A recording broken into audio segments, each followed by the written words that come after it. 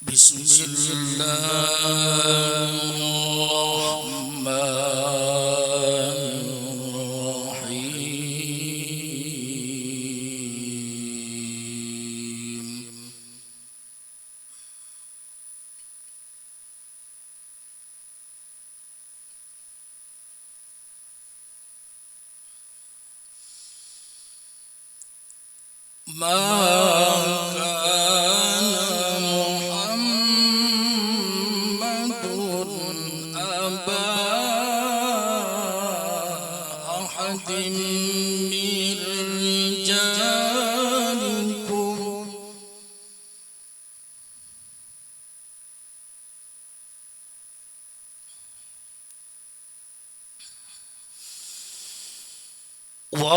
ولكن رسول الله وخاتم النبيين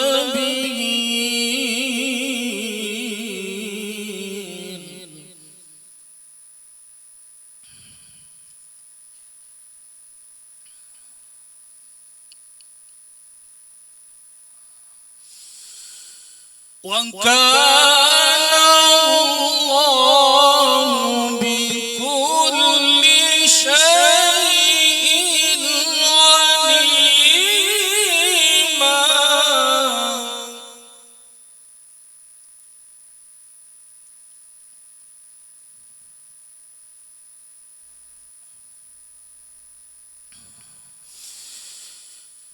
يا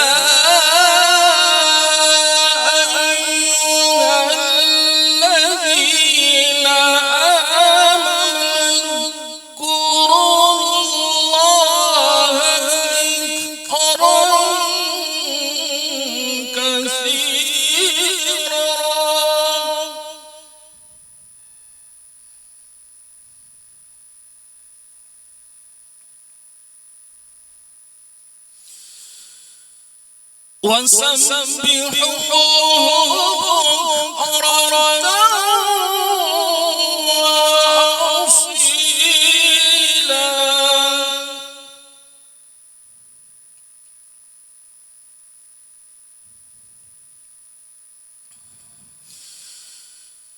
هو الذي يصلي عليكم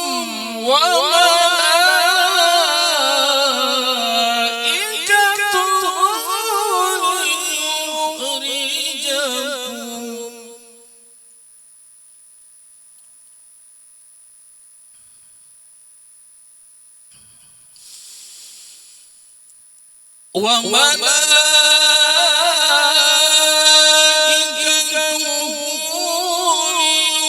ليخرجكم من الظلمات إلى النور.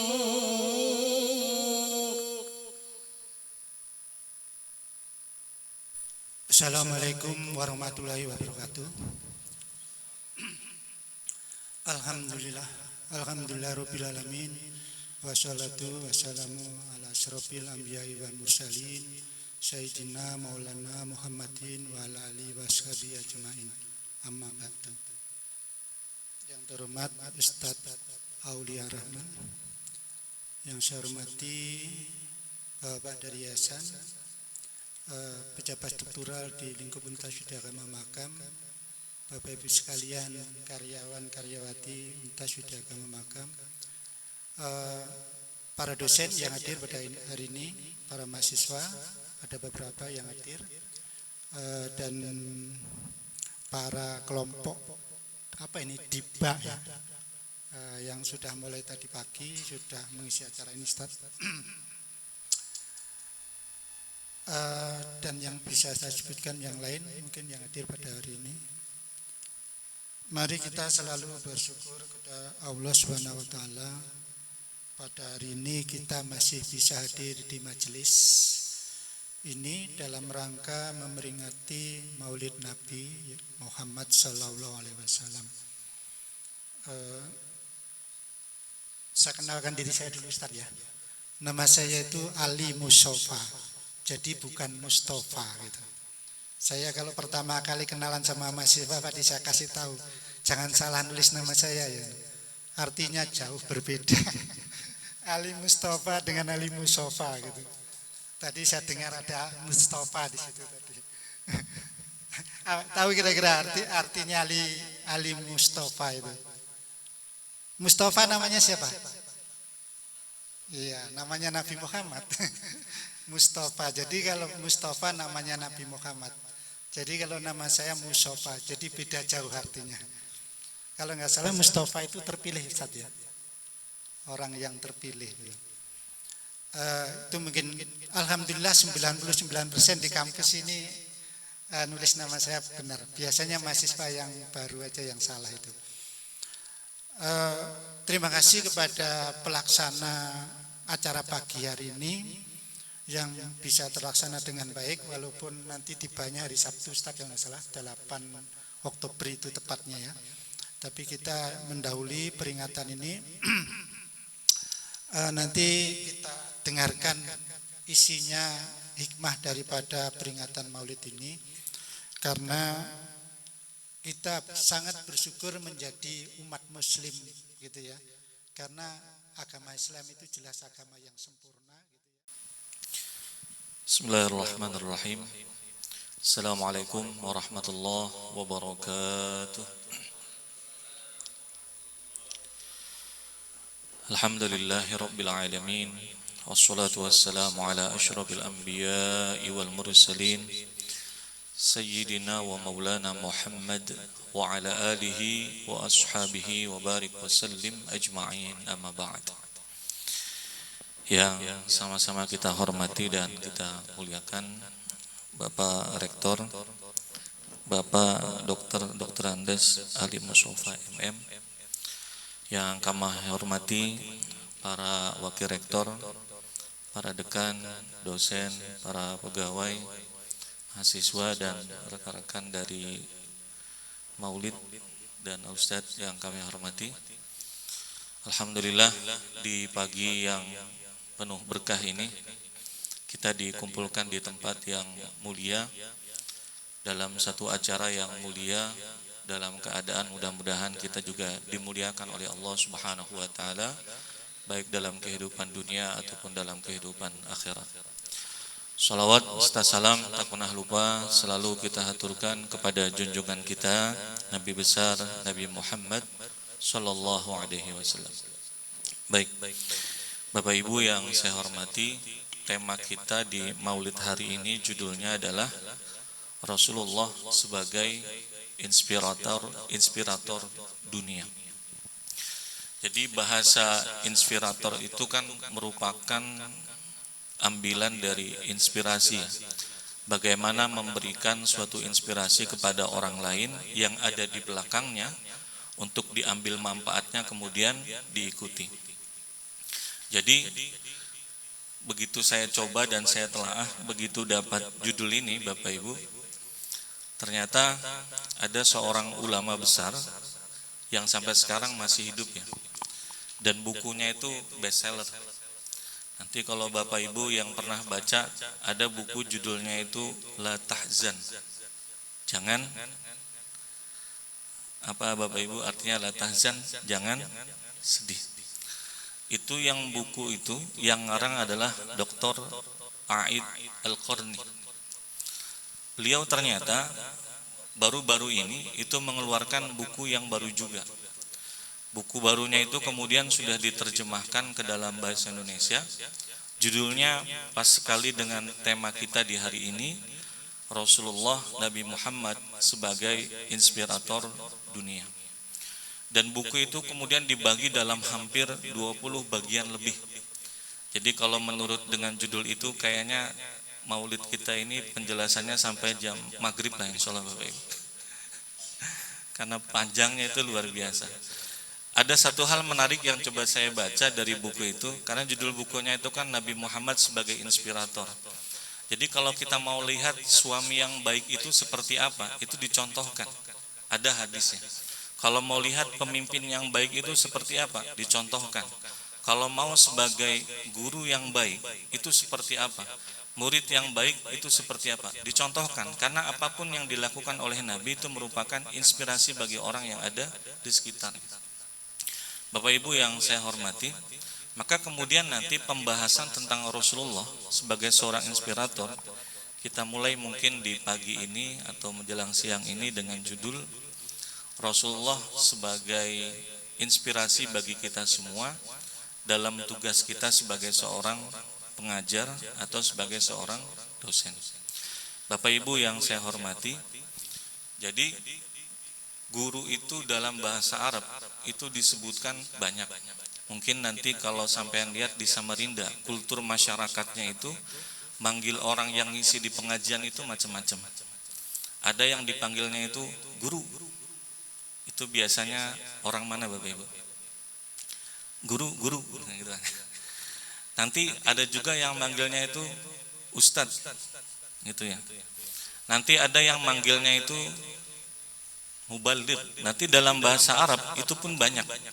Guru itu dalam bahasa Arab ada yang disebut dengan ustadz, ada yang disebut dengan muballigh, ada yang disebut dengan muallim, ada yang disebut dengan mudarris. Kalau dalam bahasa Arab dosen itu disebut dengan muhadir. Semua ini ada perbedaan-perbedaannya. Namun ada satu kesatuan yang mau ingin disampaikan oleh Nabi, bahwa Nabi sebagai seorang inspirator bagi seorang dosen, bagi seorang guru, yang pertama satu.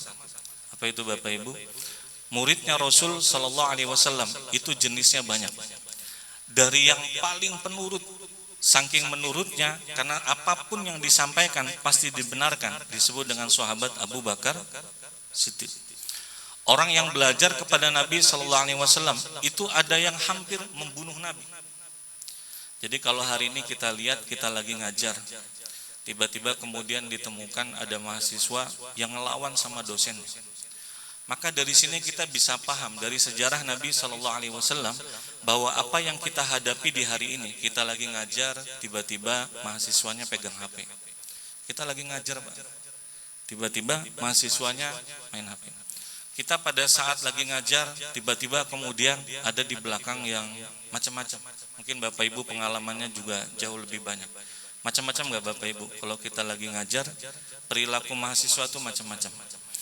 Maka apa yang dihadapi oleh kita semua di hari ini sebagai seorang guru ataupun seorang dosen, itu sudah dihadapi oleh Nabi Sallallahu Alaihi Wasallam. Dan sesusah apapun kita menghadapi dengan mahasiswa kita, saya pikir Pak, tidak akan pernah kita akan menghadapi mahasiswa seperti mahasiswa di zaman Nabi Sallallahu Alaihi Wasallam. Ada enggak mahasiswa yang mau membunuh sama dosen? Ada terjadi Pak, ada di zaman Nabi Sallallahu Alaihi Wasallam. Datang mau ketemu sama Nabi, mau diapakan? Mau membunuh Nabi Sallallahu Alaihi Wasallam. Tapi hebatnya Nabi sebagai seorang dosen, orang yang datang itu untuk membunuh Nabi, sebagai seorang guru, sebagai seorang murabbi kepada mahasiswanya atau kepada orang yang diajarnya, datang itu untuk membunuh hanya dalam satu hari yang sama, dalam waktu sekejap dan tidak perlu menunggu lama. Maka kemudian orang yang paling membenci Nabi itu bisa berubah orang yang sangat mencintai Nabi. Bagaimana mahasiswa itu bisa datang ke kita dengan perasaan marah dan segala macam, tiba-tiba dalam sekejap kita bisa ubah orang ini kemudian menjadi orang yang sangat senang dengan apa yang kita ajarkan. Itu dicontohkan oleh Nabi Sallallahu Alaihi Wasallam. Mahasiswa Nabi itu ada yang pintar nggak para jamaah? Banyak yang pintar. Ada yang diajarkan oleh Nabi Sallallahu Alaihi Wasallam, dikasih tahu sama Nabi sampai wafatnya itu tidak beriman.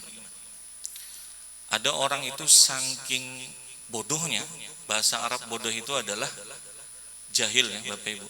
Nanti bapaknya orang bodoh itu disebut dengan Abu Jahal.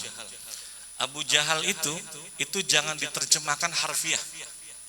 Sampean kalau tanya, hari ini apakah ada orang yang non muslim itu hafal Quran? Banyak banget. Salah satu guru daripada guru kami itu ketika lagi di pesawat diskusi banyak Pak. Kebetulan dengan ada cewek di samping, ibu-ibu udah agak tua, kayaknya dosen beliau. Itu bicara panjang lebar dan diskusi panjang lebar. Begitu panjang lebar diskusi, ternyata hafal Quran. Hafal Quran dan ternyata hafal hadis. Dan mikirnya adalah, oh di samping ini muslim. Ternyata itu kemudian non muslim. Abu Jahal yang tadi kita bicarakan, yang juga artinya begini, bahwa yang kita hadapi dari orang yang kita ajari itu, ada yang macamnya Umar, ada yang macamnya Abu Bakar, ada yang macamnya Abu Jahal. Abu Jahal dalam pengertian seperti apa? Jangan pernah memahami Abu Jahal itu adalah bapaknya kebodohan, bukan. Abu Jahal itu nama aslinya adalah Amr bin Hisham. Saking pinternya orang itu sampai punya gelar sebelum datangnya Nabi itu dengan orang yang paling bijaksana. Orangnya pinternya luar biasa. Dan jangan salah, beliau itu setiap kali apapun yang diajarkan oleh Nabi, itu nyuruh orang. Mungkin kita nanti baca sejarahnya, searching habis ini ya Pak. Itu nyuruh orang, bahkan ngupah orang buat catat apa yang disampaikan oleh Nabi Sallallahu Alaihi Wasallam. Bayangkan ya, dicatat dan disampaikan. Apa yang membuat kemudian Abu Jahal itu tidak beriman kepada Allah Subhanahu wa taala? Hanya kesombongan yang ada di dalam dirinya. Bahwa kemudian yang menjadi inspirasi buat kita semua adalah satu pesannya, apa yang kita hadapi pada saat kita mengajar itu akan memperdapati begitu banyak karakter mahasiswa. Maka Nabi ingin mengajarkan kepada kita satu, sabar ketika menghadapi dengan orang yang kita ajar. Nabi sebagai inspirasi bagi kita semua. Karena para jamaah yang dirahmati Allah, kita ini sebagai dosen, kita ini sebagai guru bagi orang yang kita ajar. Satu kalimat saja yang tidak baik yang kita ucapkan, kalau pernah dengar kita melihat bahwa atau mendengar doa orang tua itu kepada anak-anaknya itu pasti kabul. Doa yang baik itu pasti kabul, doa yang buruk itu pasti kabul. Bahasa yang ditampilkan di situ adalah orang tua. Nanti orang tua di dalam kehidupan, ada orang tua di dalam keluarga mertua kita, ada orang tua yang melahirkan kita, ada orang tua yang mengajarkan kita. Bapak Ibu yang dirahmati Allah, sejengkel apapun kita dengan siapapun yang kita ajar, ketika terbersit dalam pikiran saja, tidak perlu kita angkat tangan. Kita cukup terbesit dalam pikiran kita, dan itu dibuktikan oleh Nabi SAW. Terlepas Nabi sebagai seorang Rasul, Nabi kalau sudah marah para jamaah dan mendoakan, apapun pasti kabul. Kita sebagai seorang dosen, guru, ketika memperdapati kelakuan mahasiswa atau yang kita ajar itu macam-macam, terbesit di dalam hati, tidak sukses anak ini nanti di masa yang akan datang, kabul itu. Dan siapa yang bertanggung jawab terhadap ketidaksuksesan anak itu adalah, diantaranya adalah andil dari doa yang kita panjatkan. Makanya kata Buya Yahya, salah satu tugas kita sebagai seorang guru, sebagai seorang dosen dalam pengertiannya adalah kita bukan cuma sampaikan ilmu di kelas. Setelah selesai sholat, tugas kita itu masih ada. Apa itu? Doa kebaikan yang kita sampaikan itu bukan cuma buat kita, tapi buat siapapun yang kita ajarkan.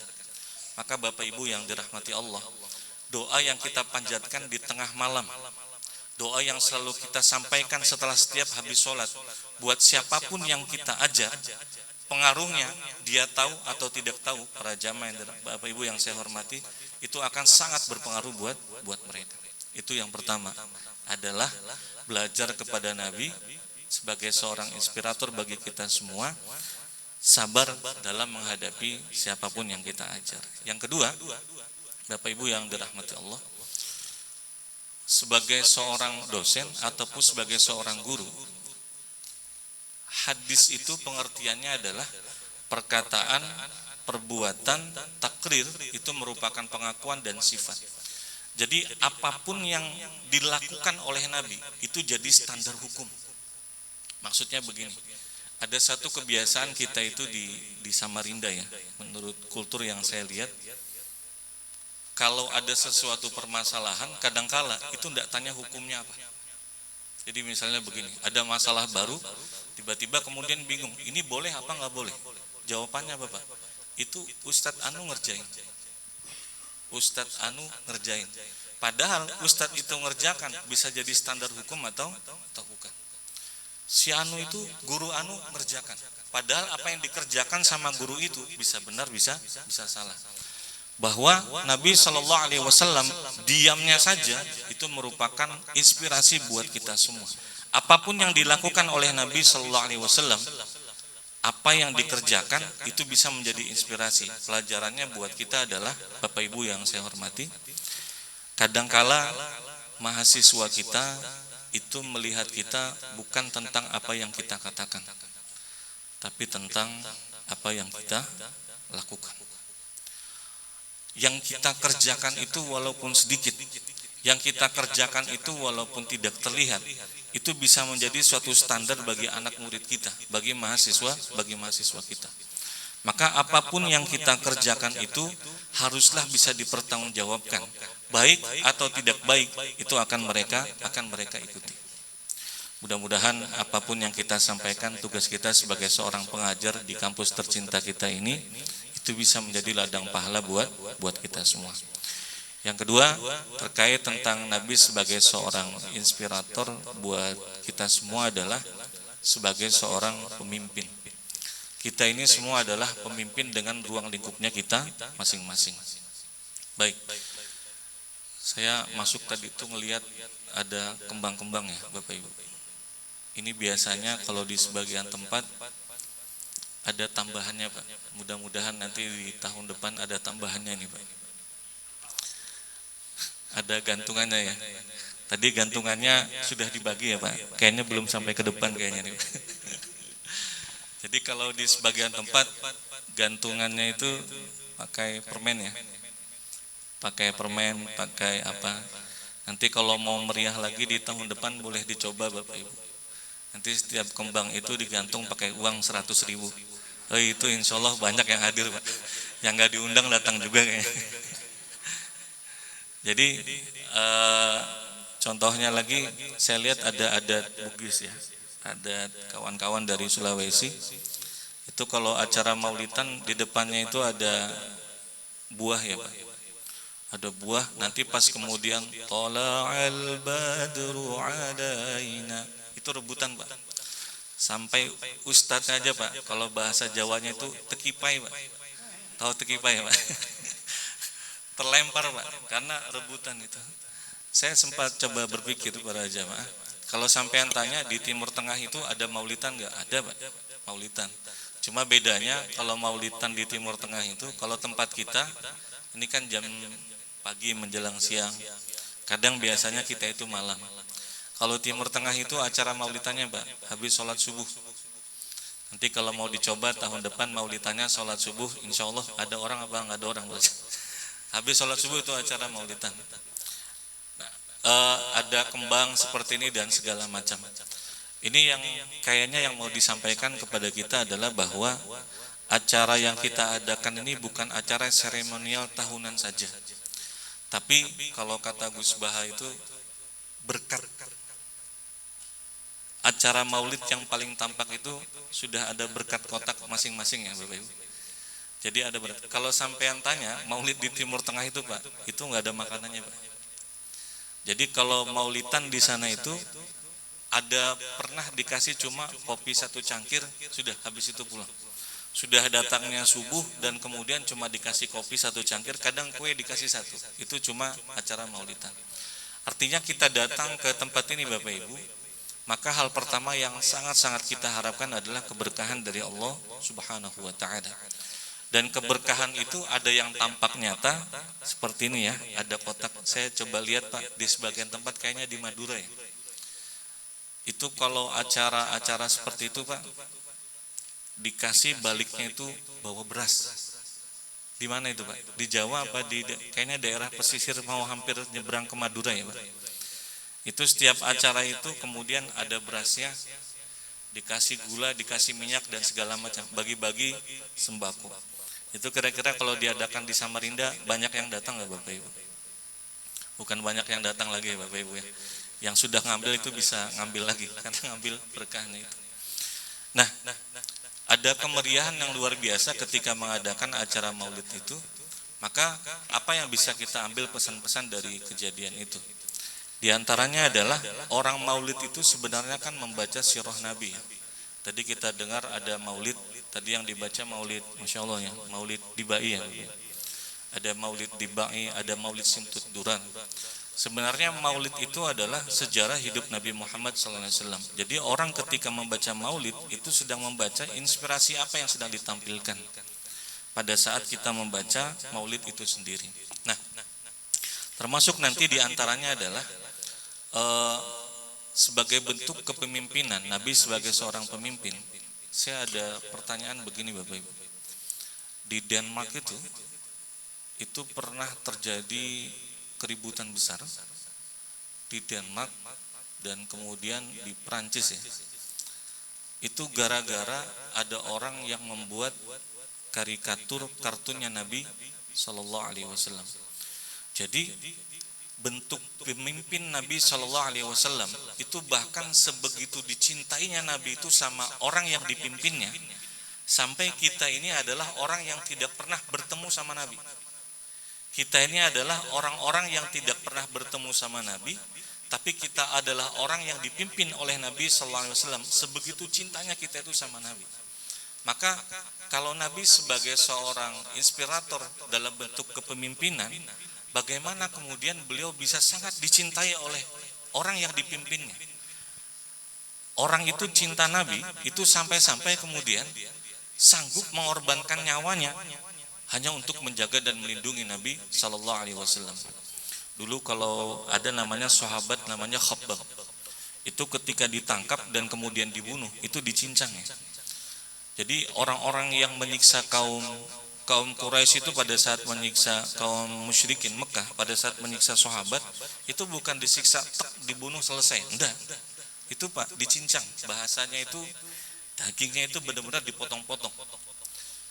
Dan itu kemudian sampai kepada Nabi SAW. Nabi itu sampai terdiam.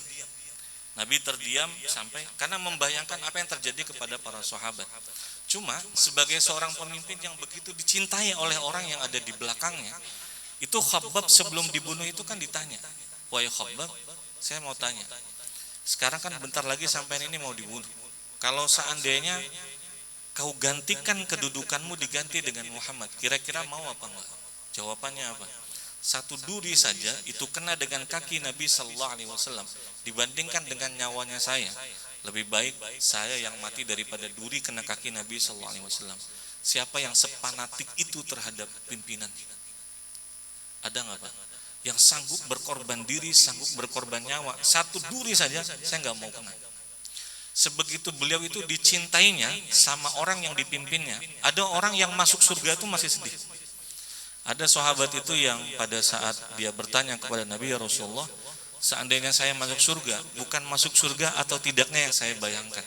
Tapi kalau nanti saya masuk surga, pertanyaannya adalah apakah saya akan berkumpul dengan engkau?" Siapa Pak? Yang sebegitu cintanya. Makanya mudah-mudahan kita disebutkan Pak dalam hadis yang sahih dalam riwayat Bukhari, salah satu nikmat terbesar itu kan diantaranya adalah kalau ada orang yang pernah bermimpi bertemu dengan Nabi Sallallahu Alaihi Wasallam. Itu hadisnya Pak sahih. Mudah-mudahan kita semua diberikan keutamaan itu para jemaah. Jadi gini, ini kalau sampean tahu ya Pak, begitu dicintai oleh siapa yang dipimpin oleh beliau. Ada sahabat itu cuma dalam riwayat itu tidak disebutkan namanya siapa. Jadi memandang Nabi saja itu nikmat yang luar biasa. Siapa Pak kita yang memandang pemimpin kita itu nikmat luar biasa, menyejukkan. Kita punya masalah itu selesai. Kalau dalam ruang lingkup rumah tangga, seorang istri itu kalau punya masalah besar hanya dengan melihat wajah suaminya itu separuh masalahnya selesai. Ibu-ibu kalau punya masalah lihat wajah suami separuh masalah selesai, apa nambah masalah Bapak Ibu? Begitupun sebaliknya sebenarnya. Dan itu yang dirasakan oleh para sahabat. Sahabat itu sesusah apapun, tapi sebegitu cintanya sama Nabi, lihat wajah Nabi itu urusan selesai. Nah dalam riwayat itu cuma nggak disebutkan siapa namanya. Pada saat Nabi wafat, Nabi lahir di hari Senin dan Nabi wafat juga di hari Senin. Nabi lahir di Rabiul Awal, Nabi juga wafat di bulan Rabiul Awal. Pada saat Nabi wafat Sallallahu Alaihi Wasallam, itu ada sahabat yang sebegitu terguncangnya, karena bahasanya itu begini. Pada saat kita itu menguburkan seseorang supaya tanahnya itu padat, itu kan harus diinjak ya, diinjak. Pernah kebayang enggak pada saat Nabi wafat itu jasad Nabi ditaruh di kubur, itu supaya tanahnya padat itu kira-kira bagaimana? Diinjak enggak? Siapa yang berani menginjak jasad Nabi Sallallahu Alaihi Wasallam? Gak usah diinjak jasad Nabi, itu kemudian mau taruh pasir saja ke situ. Baru mau taruh pasir, datang Sayyidatuna Fatimah. Kata Sayyidatuna Fatimah, apakah tega di antara kalian taruh tanah di wajah Nabi Sallallahu Alaihi Wasallam? Tambah nggak jadi. diinjak, gak ada yang berani. Sampai kata sahabat Anas yang meriwayatkan itu, kata beliau, kalau seandainya kita semua ini tidak dilupakan oleh Allah, gak ada yang berani ngubur Nabi, gak ada yang berani nginjak. Karena sebegitu cintanya sahabat kepada Nabi, sampai ada satu sahabat yang berdoa. Apa doanya? Melihat wajah Nabi itu, orang yang memimpin kami, merupakan nikmat yang luar biasa. Kalau sudah Nabi itu wafat, dia berdoa, ya Allah, saya nggak perlu melihat lagi. Ada berdoa gitu Pak? Ada Pak. Saya tidak perlu melihat lagi. Setelah ini sudah, maka setelah itu doa itu dikabulkan oleh Allah Subhanahu wa taala, mata itu buta, dan agar penglihatan terakhir itu adalah wajah orang yang memimpinnya, adalah Rasul sallallahu alaihi wasallam. Maka sampai hari ini tidak selesai orang mencintai Nabi sallallahu alaihi wasallam, maka tugas buat kita semua adalah kita sebagai seorang dosen adalah pimpinan di kelas kita. Kita adalah pimpinan di keluarga kita. Bagaimanakah kemudian orang itu bisa terus dikenang sebagai pimpinannya? Selesai Pak, itu tidak selesai. Selesai tugas kita itu, tidak selesai orang mencintai kita. Itu gimana caranya para jemaah? Wafat orang itu tetap terus dikenang nama orang itu, sampai dibikin jalan, sampai kadang kalau dibikin jalan Pak, nama itu bisa diganti. Tapi kalau orang itu sebegitu mencintai seseorang, sampai-sampai wafat 1000, 2000, 200 tahun, 300 tahun tetap dikenang tentang kebaikannya, itu yang menjadi potensi yang harus kita gali buat kita semua. Maka bagaimanakah bisa menjadi pemimpin yang dicintai adalah satu, apa itu? Nabi adalah orang yang selalu mengayomi terhadap orang yang dipimpinnya, termasuk mahasiswa kita. Makanya nanti kenapa tadi saya tawarkan di awal, guru itu bahasa Arabnya banyak, nanti ada guru itu disebut dengan murabbi. Kalau kita cuma datang ke kampus transfer ilmu, itu disebut dengan muallim. Tapi nanti dosen itu sebagaimana yang dicontohkan oleh Nabi, itu ada bukan cuma sebagai seorang pengajar, tapi juga pemimpin, tapi juga murabbi. Makanya kalau di Timur Tengah ya Bapak Ibu, dosen itu bukan cuma dosen, tapi bapak dalam pengertian yang sebenarnya. Kenapa? Karena mahasiswa ketika datang ke sana dari berapa penjuru negara, perwakilan orang tuanya adalah dosennya. Maka kalau sebagai perwakilan orang tua, mahasiswa itu kalau tidak punya uang, datangnya itu kemana Bapak Ibu? Ke dosen. Jadi kalau kita itu tidak punya uang, datang ke dosen. Pak, saya nggak punya uang Pak, uang saya sedikit. Siapa yang? Saya nggak bisa bayar Pak, nggak bisa bayar semester. Ditanya alasannya kenapa segala macam. Baik kata beliau, nomor rekening berapa? Segini. Jadi di kampus itu ada aturan. Aturannya itu Pak, nilainya itu nggak boleh di bawah 50 maksud saya. Karena dia beasiswa. Maka siapapun yang nilainya di bawah 50 itu kena denda. Dendanya itu $750, hampir 8-9 juta per satu mata kuliah. Ini orang-orang yang datang ini tidak semuanya punya uang. Begitu nggak ada, Nabi sebagai seorang guru, sebagai seorang dosen, itu adalah sebagai seorang murabbi. Bukan cuma sebagai seorang pengajar, tapi juga seorang pengayom. Tapi juga sebagai seorang bapak. Maka begitu datang, kata beliau, mana nomor rekeningnya? Jadi kalau diuangkan di kita itu Pak, hampir 18 juta, kasih aja Pak sama beliau. Ini saya balasnya pakai apa? Ngutang apa segala macam? Susah kata beliau. Kalau kemudian tidak punya buku diktat, buku itu kan beasiswanya gratis, tapi bukunya itu beli sendiri. Dosen itu bilang, sudah biar saya yang bayar kata beliau. Jadi kita itu para jamaah yang dirahmati Allah, mahasiswa kita itu bukan cuma orang yang kita ajar. Mereka akan datang ke kita itu dengan segudang permasalahannya. Makanya dosen yang baik adalah dosen yang bukan cuma mentransfer ilmunya, tapi juga menjaga tentang kehidupan mahasiswa dan mahasiswinya. Mudah-mudahan Bapak Ibu kalau didatangin sama mahasiswa diminta uang 5 juta, bisa bayar semua ya Bapak Ibu. Itu menandakan kaya sekali Bapak Ibu semuanya itu. Diberikan rezeki yang banyak oleh Allah Subhanahu wa taala. Mudah-mudahan sedikit yang disampaikan pada kesempatan hari ini dengan tema utama Rasul sebagai seorang inspirator buat kita semua, terutama dengan ruang lingkup kita sebagai seorang guru, sebagai seorang dosen. Maka apa yang kita lakukan merupakan suatu ikutan. Apapun yang kita lakukan perlu dengan kesabaran. Dan yang terakhir, sebagai seorang pengajar dan sebagai seorang pemimpin, bagaimana orang mengenang kita bukan cuma sebagai dosen, tapi juga sebagai suatu kebaikan yang akan terus dikenang sampai ke akhir hayat mahasiswa kita, sampai kemudian di dalam surganya Allah Subhanahu wa taala. Mudah-mudahan sedikit yang disampaikan bisa bermanfaat buat kita semua. Salah dan hilaf mohon dimaafkan. Sallallahu alaihi wasallam Muhammad wa alaihi wasallam. Alhamdulillahirabbil alamin. Terima kasih. Assalamualaikum warahmatullahi wabarakatuh. Assalamu ala asyrafil anbiya wal mursalin sayyidina wa maulana Muhammad wa ala alihi wa sahbihi wa barik wa sallim ajma'in. Allahumma inna nas'aluka hubbaka wa hubba man yuhibbuka wa kulla amalin yuqarribuna ila hubbik. Allahumma inna nas'aluka hubba nabiyyika Muhammadin sallallahu alaihi wasallam wa kulla amalin yuqarribuna ila hubbi nabiyyika Muhammadin sallallahu alaihi wasallam. Allahumma ij'al jam'ana hadha jam'an marhuma wa tafarruqana min ba'dihi tafarruqan ma'suma. Allahumma akhrijna min dhulumatil waham وأكرمنا بنور الفهم وافتح علينا بنور العلم ووسل أخلاقنا بالحلم. اللهم رب اشرح لنا صدورنا ويسر لنا أمورنا برحمتك يا أرحم الراحمين. اللهم عافنا من كل بلاء الدنيا وبلاء الآخرة وشر الدنيا وشر الآخرة. اللهم ربنا اغفر لنا ذنوبنا ولوالدينا وارحمهم كما ربونا صغيرا. ربنا تقبل منا إنك أنت السميع العليم وتب علينا إنك أنت التواب الرحيم. ربنا آتنا في الدنيا حسنة وفي الآخرة حسنة وقنا عذاب النار. وصلى الله على سيدنا ومولانا محمد وعلى آله وصحبه وسلم. الحمد لله رب العالمين.